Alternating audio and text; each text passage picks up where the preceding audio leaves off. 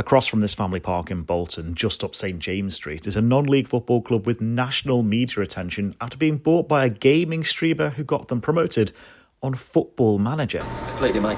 But what's the story of the club that stood here for over 100 years? Daisy Hill. Who are they? It's a massive family club. What's the story of Daisy Hill? I wasn't here at the start. You're probably best off asking Colin. He was probably here for longer than me. But yeah, they've been here since 1894, I think it was. It's never been promoted.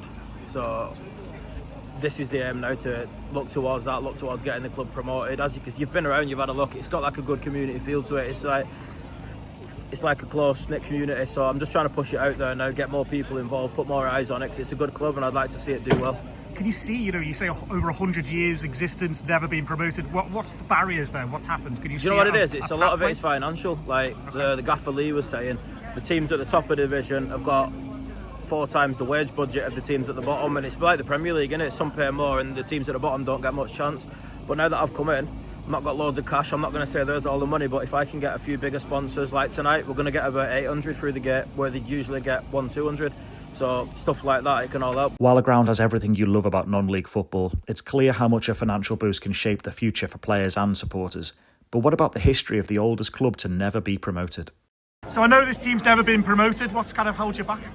Well, Just been unlucky. yeah. He's always been up there, but he's just never found that final step forward.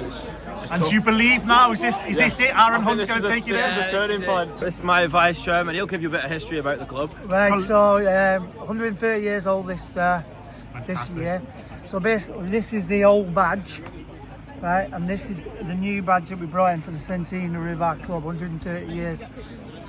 Red Rose of Lancashire, a Daisy, obviously Daisy Hill, and the Blue Lion. Now the Blue Lion's significant because of the pub that the team changed in after the war. So we didn't have a clubhouse, and the team got changed in the Blue Lion. So we've been knocking around an awful lot of time. I've been involved for an awful You've been there long since time. the start. You founded it, didn't you, Colin? Yeah, just about that. Well, there is somebody, Bob, who's the secretary. He's been here for 64 years, I think. Wow. He's done the pitch. He's done every single job. So it's a massive family club. What makes you come here? Why'd you come down? It'd be a couple of cheers, but it's mainly just to have a bit of a laugh, really. He actually loves Daisy. He's doing stuff everywhere. What's the atmosphere like? Very good. Never usually this packed, but yeah, it's always good. On the day of filming, it was great to see a lot of fans here in support of both the club and Darren, but can this be sustained longer term in a small town in Bolton? Not many people know this, but after Bolton Wanderers, Daisy Hill are the next ranked team in the football pyramid. So in this borough of Bolton, Daisy Hill's the second team to Bolton Wanderers. So Bolton, it really affects our gate if Bolton are playing. So we try and get as many games Friday night and Monday, because obviously there's a lot of Bolton fans who will come and follow Daisy Hill. So we might get 200 if Bolton aren't playing. But Bolton severely affects the home gate.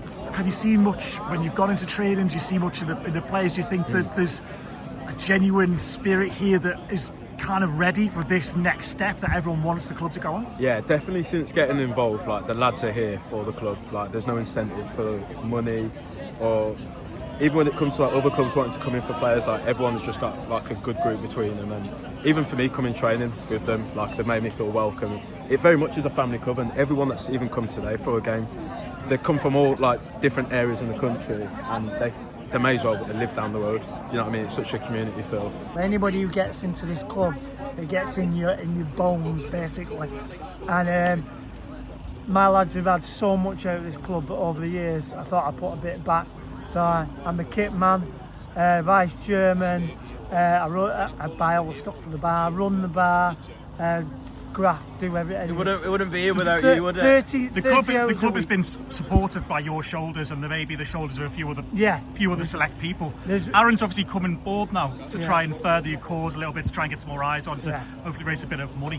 What's kind of the longer term goal for you, Aaron? Like, how long do you sort of see yourself being here? Have you set any kind of targets? I'll be like him. I'll be here like that. I'll be here when I'm at age, yeah. Oh, I just want to be a long term. Like, I want to keep the club going, and you know, it's good for the local community. It gives me something to do. It's a good positive thing to put your energy into, to do stuff like this. I wanted to do the lowest ranked team in Division 10, which is where it was on the game, and I'll just pick the local one to me, because I thought if it takes off, I might go to a game. And now look, even just like coming down here to do vlogs, getting involved still. Like I know the lads quite well now, and anything that I can bring in exposure-wise, it's always going to help the club as well. So yeah.